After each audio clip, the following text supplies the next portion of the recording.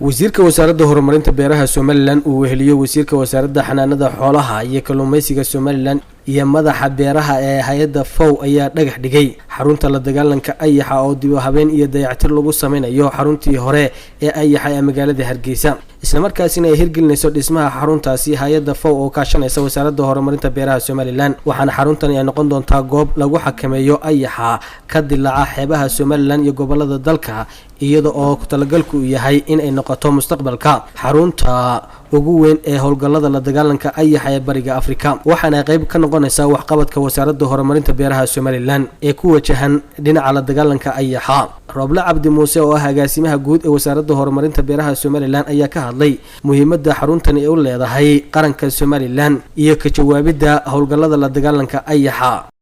waxaynu ku sugannahay dhamaanteen xaruntii ayaxa ee wasaaradda horumarinta beeraha Jamhuuriyadda Somaliland oo maalin taariikhiya waxa runtii aynu joognaa dhagax dhigga dib u dhiska iyo casriyeynta xarunta ayaxa oo compound aad u weyn ah labadii sano ugu dambeeyay wuxuu ahaa masiibo soo food saartay wadamada Geeska Afrika iyo qaar kamid ah Khaliijka labadaas sanaba wasaaradda horumarinta beeruhu waxay kula jirtay dagaal weyn saameyn aad u weyn ayuu ku yeeshay guud ahaan beeralayda iyo xoolo dhaqatadaba isagoo baadkii iyo beerihiiba deegaanadii uu ku habsaday ka mariyay labada sanaba wasaaradda horumarinta beeruhu waxay sameynaysay dadaalo isugu jira la dagaalanka ayaxa oo markaa kolba halka uu ku habsado laga sameynayay in ay lagula dagaalamo diyaarado gawaadhi iyo gacantaba intaa waxa dheer in qorshaha la dagaalanka ayaxa ee muddada fog ay ka mid ahayd in la diyaariyo awoodda wasaaradda oo ama capacity-ga ay masiibadan ayaxa iyo kaga jawaabayso masaa'ibka la midka taasaynu maanta u joognaa runtii in la dhiso xaruntii ayaxa Legasman oo ah madaxa beeraha hay'adda FAO ayaa sheegay in hay'ad ahaan ay ka wasaaradda ay kala shaqeeyaan xakamaynta la dagaalanka ayaxa isaga oo intaa ku daray in muddooyinkii ugu dambeeyay ay wasaaradda horumarinta beeraha ay hay'adda FAO ka caawinaysay howlgallada lagu la dagaalamayo ayaxa ka dilaacay Somaliland markaasina ay hirgelinayso dhismaha xaruntaasi hay'adda FAO wasiirka wasaaradda xanaanada xoolaha Somaliland Siciid Sulub ayaa xusay in mashruuca la dagaalanka ayaxa uu yahay mid aad u ballaaran isla markaana uu dalku u baahan yahay aad waxaynu ugu mahadnaqaynaa hay'adda FAO oo haddaan nahay xanaanada xoolaha iyo beerahaba aad nooga caawisa iyo daaqaba aad uga caawisa Somaliland maantana mashruucan inaga caawisay ayaanu aad iyo laxad uga mahadnaqaynaa waana ilaahay mahadii haddaynu maanta dib u dhis ku samaynayno oo aynu haysano gaadiidkii sida wasaaraddu u sheegtay ayaxa lagula dagaalamayay ee ahaa gaadiidkii dhulka iyo kii cirkaba ayadana inaga maalgelisay hay'adda FAO oo wax ilaahay lagu mahadiyo hay'adana aan ugu mahadnaqayno innakuna haddii alla yiraahdo intii itaalkeena xukuumad ahaan aynu ka howlgallo kana howlgali doono marka waa mashruuc ballaaran oo u faa'iideynaya xoolaha iyo beeraha iyo deegaanka intaba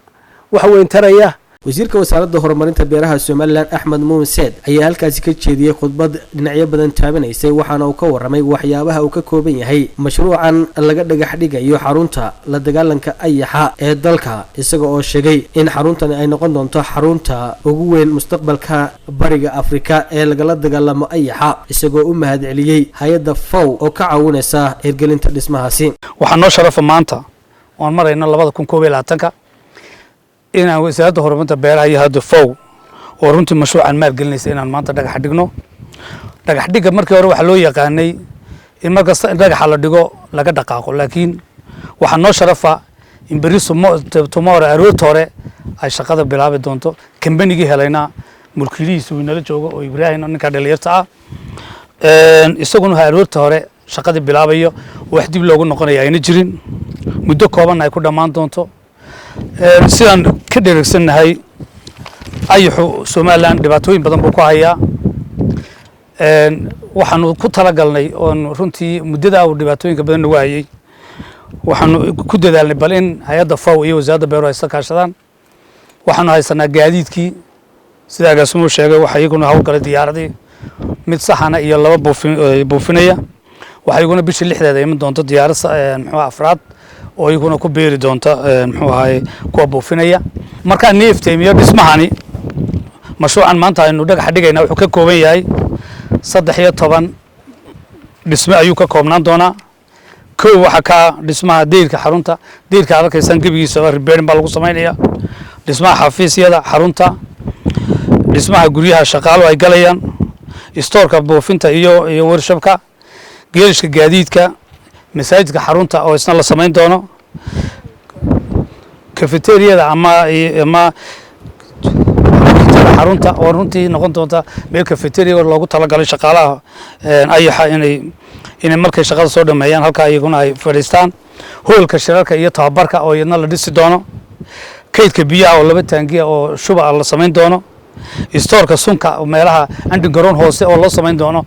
wixii dawo suna lagu kaydin doono oo underground hoostiisa ah qolka ciidamada ammaanka xarunta waxa ilaalin doona ciidamada ammaanka qolka ciidamada ammaanku gallayeen iyadna way noogu jirtaa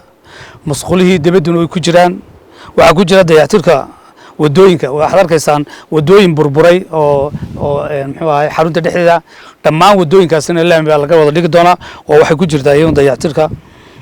waxa iyaguna ku jira doomihii biyaha burburay iyaguna way noogu jiraan waxa soo dhan waa waxa company uu sameyn doono waxaanu rabnaa haddii ilaahay yiraahdo muddo kooban dabadeed in wasaaradahan iyo hay'adda FAWba iyo wasaaradahan wada shaqaynta leenayba inay iman doonto muddo aan ku qiyaasayno company-gu ku dhameyn doono 5 bilood ama 4 bilood iyo bad in dhammaan dhismaha wasaaradda oo halka aynu maanta marayno oo dhisan oo burburka soo wada dhisan aynu iskugu iman doono insha Allah hadii la yiraahdo